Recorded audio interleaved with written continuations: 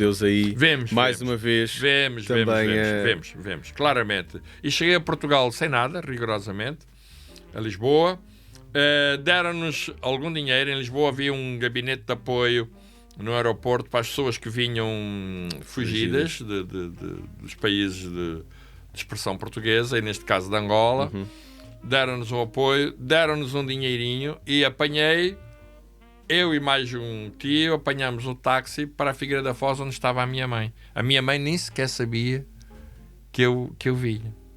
Okay. Foi eu assim por acaso ia dizer que tinha vindo logo para Cascais, mas não. Quando chegou a Portugal... Não. Foi apanhar o táxi, foi falarmos com o táxi e levar-nos para a Figueira da Foz, onde estava a minha mãe em casa de uma tia.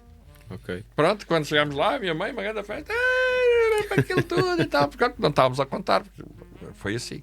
E eu apareci, e no dia seguinte foram comprar comigo a roupa e tal, e depois eu fui à Câmara Municipal, havia lá um gabinete de apoio na altura chamava-se retornados, né? Sim. Que tinham vindo de África, que era da Cruz Vermelha, davam roupas. E então eu fui lá buscar cuecas, meias, calças, enxoval todo. Então eu trazia calças assim aos quadradinhos, amarelos e vermelhos, com uma camisa também assim aos quadradinhos e tal, que aquilo era dos nórdicos e dos americanos. Anos 70 havia toda esta moda e toda esta qualidade de vestuário. Como se costuma dizer, em tempo de guerra não se limpam armas, né? Tudo servia, né? Tudo servia. Foi assim um período muito, muito, muito interessante. E como é que foi a sua chegada aqui à zona de Lisboa, Cascais, depois de ter estado com a sua mãe na Figueira da Foz? Isso foi porque eu vim estudar. Eu tinha começado o curso de Educação Física lá em Luanda, na cidade de Luanda. E depois havia aqui também, e eu, pronto, precisei e fui para Cascais. Fui para aquele período, foi um período muito crítico em termos de restauração em Portugal. E foram o pessoal que veio da África que veio safar a economia de alguma maneira, né? Olha, por exemplo, agora está esta crise de restauração, não é? Sim. Naquela altura também houve, porque era uma crise política, não havia, digamos, o turismo parou praticamente, porque ninguém quis vir para Portugal. Os restaurantes, os hotéis, estava tudo em crise, e foi o pessoal que veio da África que foi ocupar os hotéis. E arranjei um quarto lá num sítio que é a Albergaria Valbon, né? Albergaria Valbon. Arranjei um quarto e fiquei a dormir com um camarada que eu não conhecia de lado nenhum, né? Que aquilo pronto, era onde calhava. E depois fui estudar para a Escola de Educação Física. Fui acabar o meu curso na Escola de Educação Física, que eu tinha começado o primeiro ano em Angola e acabei o segundo ano. E depois de acabar, volto outra vez para a Figueira da Foz. Concorro para a Escola da Figueira da Foz e pronto. E é aí onde eu venho efetivamente depois a fazer o resto da minha vida, onde eu saí só há 22 anos. Excelente. Nós já falamos sobre o Carlitos criança, o Carlitos jovem, o Carlitos refugiado e o Carlitos cristão. Como é que foi? Como é que aconteceu? Carlitos cristão surge aqui em Cascais.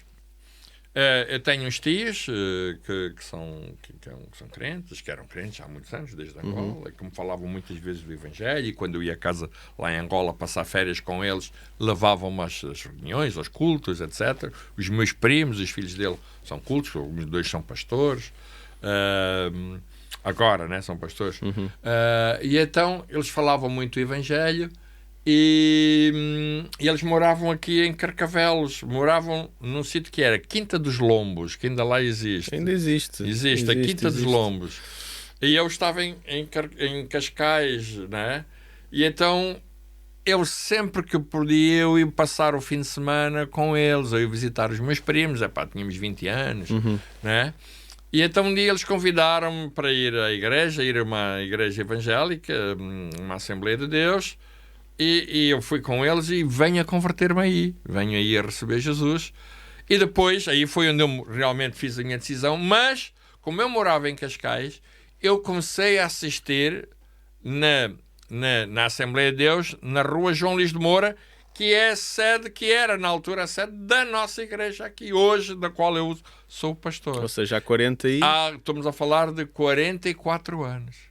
Então o pastor Carlos, que é agora pastor presidente da ICMAD, desta igreja foi eu, a minha primeira professora de escola dominical, né? Quem não sabe, a escola dominical era a escola para a malta nova, para as crianças, até para os adultos. Sim. Foi a minha ovelha aqui, que era a irmã Chica do Rosário. Né? A irmã Chica foi minha professora aqui. Eu às vezes até brincava aqui e dizia assim: tudo que sei, tudo aquilo que eu disser de errado, aprendi com a irmã Chica. Então a irmã Chica foi a sua professora. E a ovelha. E a ovelha, agora a ovelha, né? Ela foi uma pessoa fundamental. Olha, digamos que as primeiras coisas que eu aprendi em termos da Bíblia foi com ela.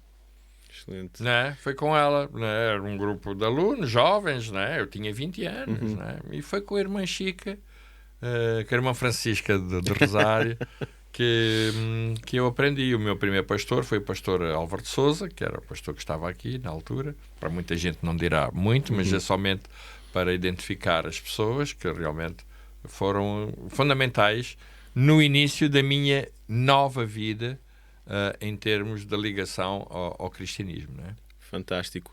E quando é que percebeu que tinha um ministério pastoral? Ou seja, você chegou, converteu-se, começou a ser doutrinado e a estar presente na escola bíblica dominical, nos cultos, etc. E quando é que houve um desafio para ministério? Olha, muito cedo. Muito cedo. Eu converto-me em março. Para aí em julho, agosto, agora não tenho, já foram 44 anos. Julho, agosto desse ano, sou convidado para ir a um acampamento de jovens aqui que existe no Carrascal, da União Bíblica. E fui pela malta nova aqui da igreja, fui com eles. E aí, nesse acampamento foi muito marcante para mim e venho realmente a perceber, né, que havia uma chamada de Deus para o ministério. Não direi que era pastoral, não, isso não havia essa indicação, mas que era para o ministério, ficou aí muito claro, não é? Claro, nessa chamada não tive assim nenhuma luz, não tive assim uma voz divina, meu filho, um trovão e coisas do género. Não houve nada disso, não houve nada disso, não. Foi interior, foi alguma coisa que ao longo do acampamento, ao longo das mensagens, ao longo das conversas que fui tendo com os outros, tudo isso se formou essa chamada e esse desejo, e a partir daí, não é? A partir daí se tornou bem intenso. Depois eu regresso, faço o curso, depois tive que ir trabalhar, vou para a Figueira da Foz e vou lá para uma igreja também, que era das Assembleias de Deus, que é uma igreja evangélica, e o meu percurso cristão é depois feito lá, né? Com um outro pastor. Né? Eu lhe perguntar quais foram os passos que foram tomados, ou seja, depois de perceber o seu chamado, ou a forma como Deus colocou no seu coração este ministério, não é? Mesmo sem saber pastoral, quais foram os passos que tomou? Foi fazer um instituto? Foi algo fácil? Foi algo que... Sim, deixa dizer disso. Eu comecei logo a servir na igreja.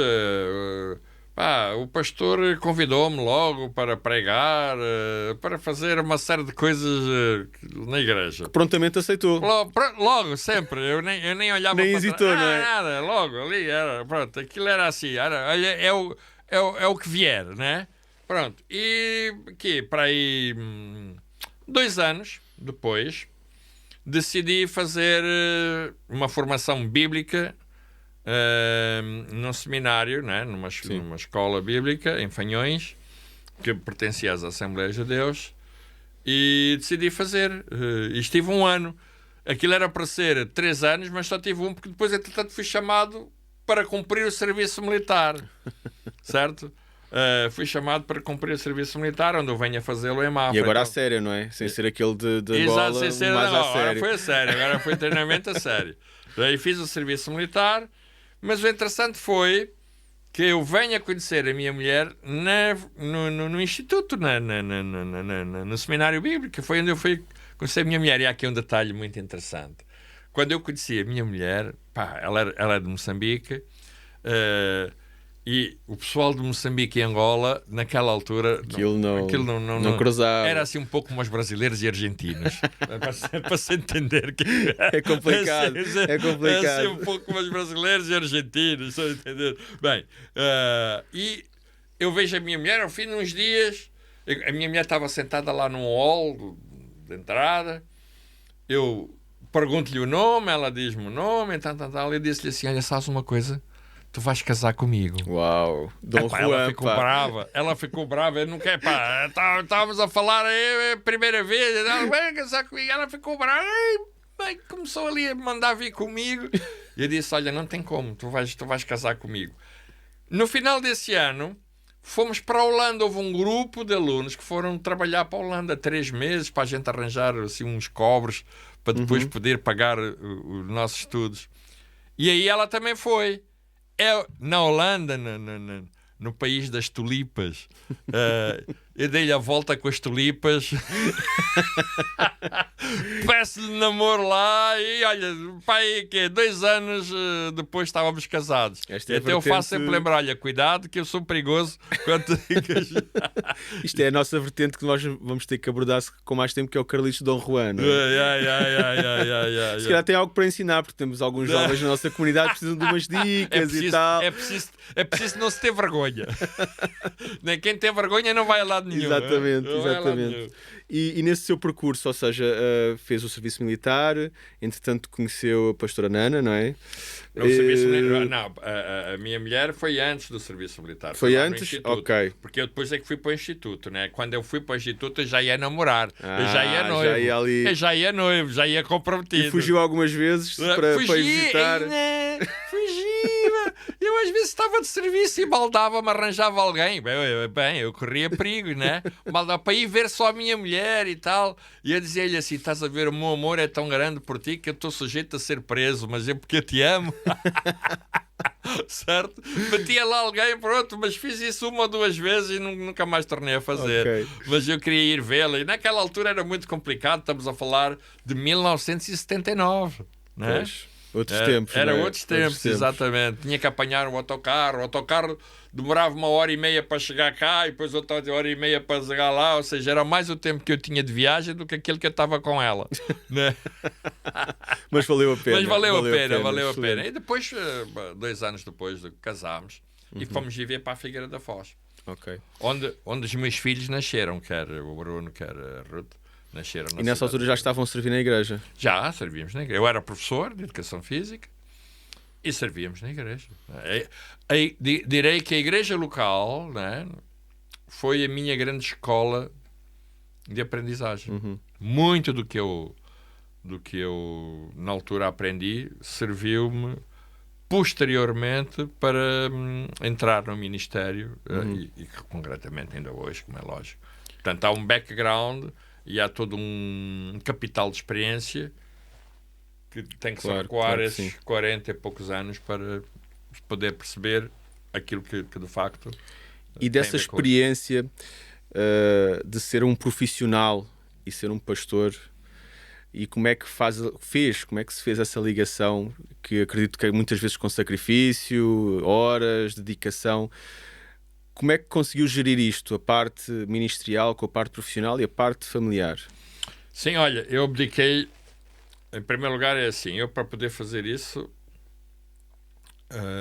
tive que disponibilizar tempo. E ao disponibilizar tempo também tive que abdicar de parte financeira. Porquê? Porque eu, sendo professor de Educação Física, para além das aulas que eu dava na escola pública, eu tinha convites para fazer... outras coisas. Tinha clubes, por exemplo, lá havia na Figueira da Foz, havia Naval, havia o ginásio, e então tinham ou clubes desportivos que tinham atividades desportivas, atletismo, ginástica para senhoras, manutenção. Foi naquela altura que apareceu a ginástica de manutenção da Jane Fonda, etc. E elas acharam que eu tinha cara de Jane Fonda e convidavam-me bem para ir fazer as aulas. Para fazer isso. Mas pronto, ou seja, eu percebi logo que eu não conseguia conciliar esse acréscimo, para além das aulas que eu dava, e onde eu ia ganhar um bom dinheiro, com a igreja não conseguia fazer isso, com o ministério. Então tive que abdicar, correto? E pronto, e isso implicou sacrifícios, não é? Ou seja, para servir, tive que abdicar do outro lado, do lado material, do lado financeiro, etc. Que muitos outros, os meus colegas às vezes diziam: Carlitos, epá, puxa, então, tu não vais, epá, olha, o fulano tal está a dar aulas, está a fazer isto, está a fazer aulas de natação no ginásio, para dar aulas na naval e de basquete, etc. Sim. E eu dizia assim: não, pá, mas é que eu gosto de fazer o que eu faço na igreja.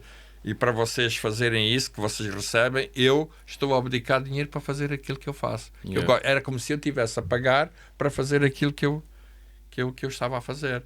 Pronto. Mas isto é assim, as grandes causas, nós damos a vida. Yeah. E a sua As grandes causas damos a vida. Yeah. Não é? As grandes causas, nós se formos à história, nós vamos perceber que houve pessoas que abdicaram da sua vida, muitas vezes económica, financeira, para as coisas mais básicas, Yeah. né? Para servir. Até alguns investiram a sua capacidade financeira para poder servir. Eu conheço ainda hoje, pessoas, pastores, que têm negócios, que têm outras coisas assim, que investem muito. Eu conheço alguns, e até alguns nós conhecemos, eu não vou dizer aqui o nome. Eu conheço alguns que são empresários, que são coisas, mas que investem muito do seu dinheiro no ministério, nas missões, na igreja local. Yeah. Que isso faz parte, não é, do conceito ministerial. Muito bom. Pastor Carlitos, esta foi uma primeira parte de quem é o Pastor Carlos Cardoso. Ficamos aqui com a promessa de uma segunda parte. Com certeza. E acompanhem-nos, sigam-nos, botem like, como andam agora a dizer, não é? É o botem like. Botem like. Isso é muito brasileiro. Bota like. Um emojizinho. Mas fiquem atentos e fiquem connosco. Até uma próxima.